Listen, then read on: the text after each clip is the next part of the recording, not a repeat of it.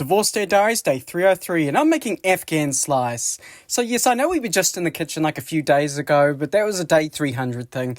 Now I'm making a slice out of Afghans. Effectively, I can't even remember how this idea came to me. I think someone here on TikTok actually sent me like a private message of like a recipe of someone like making Afghans, and I thought that I could put that into like a slice. So I went online, found the Edmonds recipe because, you know, shorter rise, brother, amen, and thought, you know what, I'm just going to make these Afghans and I'm just going to put them into my removable bottom baking tray and make a slice out of them. So I've already gone ahead and creamed 200 grams of butter and half a cup of sugar, and now we're going and adding 1 1/4 cup of flour, 1/4 cup of cocoa. Yes, I still have that rubber spatula that broke.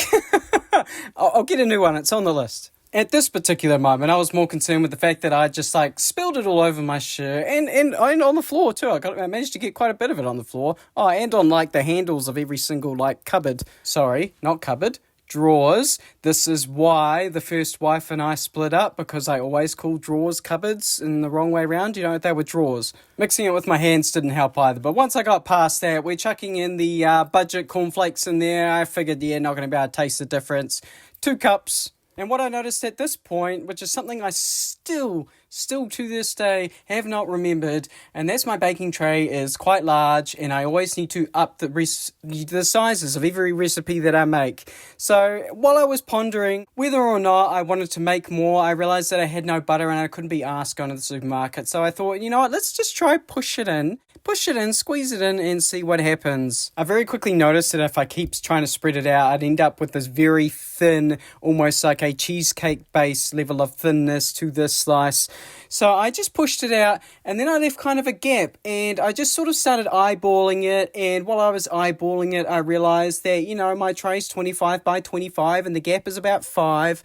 So it's fine, you know, I'm going to slice these into squares, and it actually kind of works out. And I thought, you know what, I'll just try and bake it like that. But we're not done yet, because Afghans also need walnuts, but I don't want to buy walnuts because the price per kilo is like more expensive than the price per kilo of printer cartridge ink. So I'm skipping that, but I'm not going to skip the chocolate on top. Oh, no.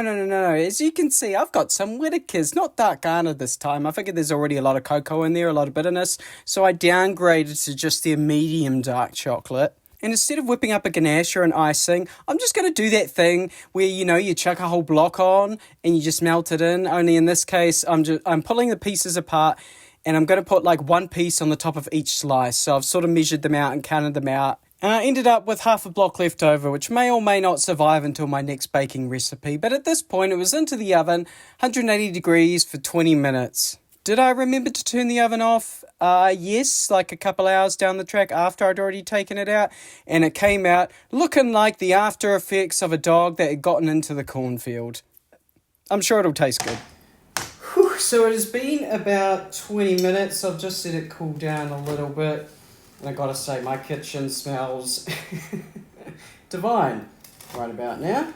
I'm very glad that my idea to just cook it on most of the tray worked out in the end. So there we are. She's a bit thin, but we'll see how she is.